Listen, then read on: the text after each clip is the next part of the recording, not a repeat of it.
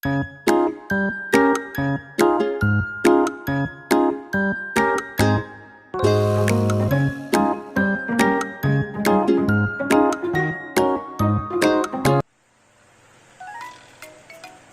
adik-adik, berjumpa lagi dengan saya, Ibu Dia.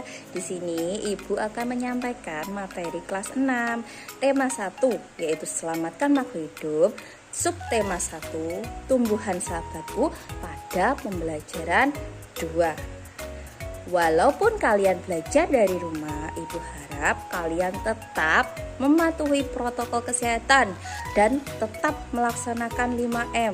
Nah, siapa yang masih ingat apa itu 5M? Yang pertama adalah memakai masker seperti saya tadi. Yang kedua, menjaga jarak. Yang ketiga, mencuci tangan. Nah, yang keempat, menjauhi kerumunan. Dan yang kelima adalah mengurangi mobilitas. Nah, sebelum pembelajaran kita hari ini adik-adik ya, kita harus berdoa dulu. Nah, agar pembelajaran kita hari ini berjalan dengan lancar. Nah, berdoa mulai. Berdoa selesai. Nah, siapa yang tahu lambang negara kita? Lambang negara kita adalah burung Garuda.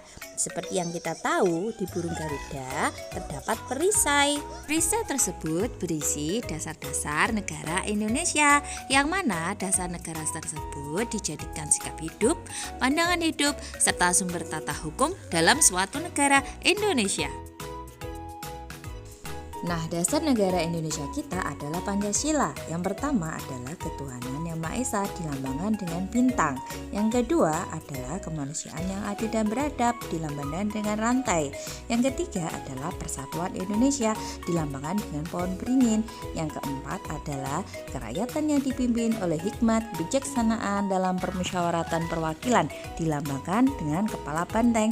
Adalah keadilan sosial bagi seluruh rakyat Indonesia dilambangkan dengan padi dan kapas. Setiap sila-sila dari Pancasila terdapat nilai-nilai yang terkandung di dalamnya. Sesuai dengan pembelajaran tema hari ini yaitu pembelajaran 2, Ibu akan membahas 2 sila serta nilai-nilai yang terkandung di dalamnya. Nilai-nilai yang terkandung pada sila pertama adalah takwa kepada Tuhan Yang Maha Esa, toleransi pada agama lain, dan terakhir kerukunan. Sedangkan nilai yang terkandung pada sila kedua adalah persamaan derajat, menghargai hak asasi manusia, solidaritas antar sesama, dan perdamaian.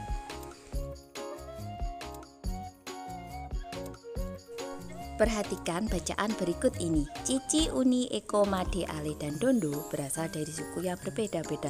Namun, mereka tetap berteman dan bermain dengan akrab. Pada hari Minggu, Cici, Eko, Made, Ale, dan Dondo berkumpul di rumah Uni. Tanaman jahe di belakang rumah Uni sudah bisa dipanen. Jadi, mereka berencana untuk membuat wedang jahe. Saat tiba di rumah Uni, Cici dan teman-temannya terkejut. Ternyata Uni sedang sakit demam dan batuk. Sejak kemarin, Uni terbaring di tempat tidur. Cici dan teman-temannya pun sepakat membuat wedang jahe untuk Uni. Mereka dibantu Ibu Uni membuat wedang jahe bersama-sama. Minuman jahe akan membantu Uni mengurangi demam dan batuk yang dideritanya. Uni merasa sangat senang teman-temannya membuatkan wedang jahe. Persahabatan mereka sangat indah. Meskipun berbeda-beda suku, mereka tetap mau bekerja bersama-sama. Semangat tolong-menolong mereka juga sangat tinggi. Dari bacaan tersebut, kita tahu penerapan perilaku yang sesuai dengan nilai-nilai sila ke-1 dan sila kedua. Apa sajakah itu? Yang pertama adalah Cici dan teman-temannya, walaupun mereka berbeda suku, mereka tetap berteman dan bekerja sama. Dan yang kedua, saat tahu bahwa Uni sakit, Cici dan teman-temannya sepakat membuatkan wedang jahe untuk Uni agar Uni segera sembuh. Perilaku yang sesuai dengan sila pertama Pancasila adalah yang pertama, rukun terhadap pemeluk agama lain. 2. Melaksanakan ibadah sesuai dengan ajaran agamanya. 3. Saling tolong-menolong dan bekerja sama. 4. Merawat tanaman di rumah atau di sekolah. 5. Menjaga kebersihan lingkungan. Laku yang sesuai dengan sila kedua Pancasila. Yang pertama, menjenguk teman yang sakit. 2. Menolong teman yang terjatuh. 3. Hormat kepada orang yang lebih tua. 4. Menyayangi yang lebih muda. 5. Mengadakan kegiatan sosial. Pembelajaran selanjutnya adalah pada mata pelajaran SPDP, yaitu mengenal karya seni patung. Indonesia memiliki berbagai macam karya seni patung. Patung adalah karya seni yang dihasilkan dari pemaparan ekspresi, gagasan, dan ide seorang pencipta seni.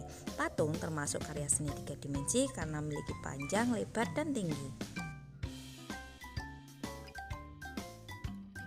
Macam-macam jenis patung itu dibagi 6 adik-adik. Yang pertama adalah patung religi yang berfungsi sebagai sarana untuk beribadah. Contohnya patung Buddha untuk beribadah agama Buddha. Yang kedua adalah patung monumen yang berfungsi sebagai sarana untuk memperingati jasa seseorang, kelompok, atau peristiwa sejarah. Contoh monumen kresek untuk memperingati Hari Kesaktian Pancasila. Yang ketiga adalah patung arsitektur yang berfungsi sebagai pelengkap konstruksi bangunan. Contohnya pada patung yang dibuat di dalam Candi Borobudur. Jenis patung yang keempat adalah patung dekorasi yang berfungsi sebagai penghias bangunan atau taman. Yang kelima adalah patung seni yang berfungsi untuk dinikmati keindahan bentuknya. Dan yang keenam, patung kerajinan berfungsi untuk dinikmati keindahan serta dijual belikan. Patung Nusantara terbuat dari batu-batuan ataupun dari tanah liat. Patung-patung tersebut sangat dinikmati oleh wisatawan lokal ataupun mancanegara.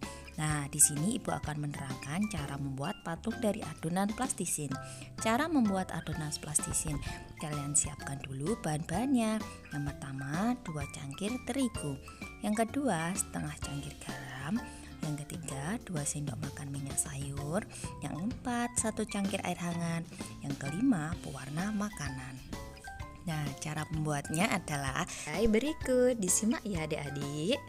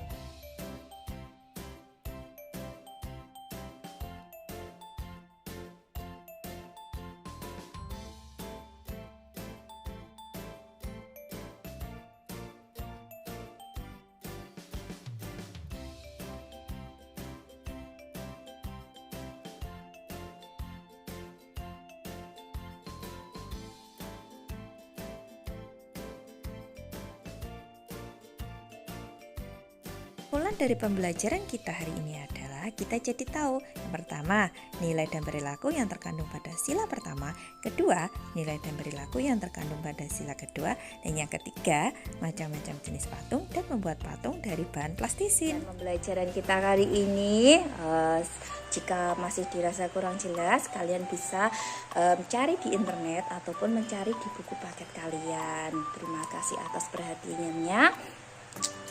Jangan lupa tetap jaga kesehatan di rumah guys. Sampai ketemu lagi di video pembelajaran selanjutnya. Wassalamualaikum warahmatullahi wabarakatuh.